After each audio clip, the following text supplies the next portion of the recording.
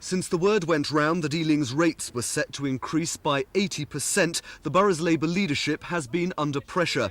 From Tories, who were today collecting names on a petition outside Neil Kinnock's home until their highwayman was apprehended, from householders who reacted with horror to the prospect of paying several £100s a year more for services, and from their own white-collar workforce on all-out strike from tomorrow, pressing for an increase in their London waiting allowance and expecting the council to make sure that whatever the rates rise, their demands are met.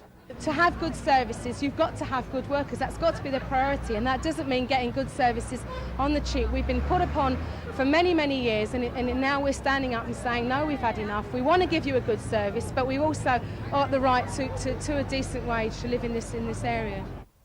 From the ratepayers' point of view, the pressure has partially paid off. Ealing have just announced that the rates will go up by 65 rather than 80%.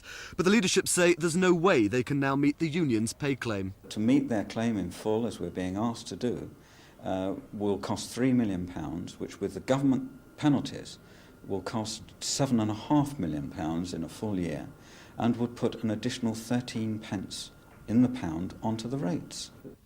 Even a 65% rise will hit Ealing householders hard, not least those perceived as well off. Diana Horgan's home may be worth £200,000, but she lives on a pension and dedicates her life to an elderly mother.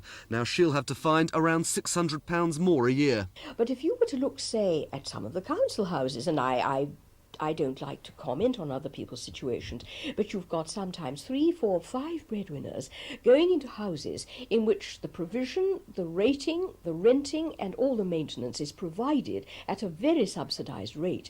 Their income in total is probably far in excess of ours. We have a nice house. We have been thrifty, prudent people who save very carefully throughout our lives. Ratepayers can expect a period of grace. The Nalgo dispute means that when the rate rise is agreed tonight, there'll be no one to collect the money. Paul Larsman, Thames News.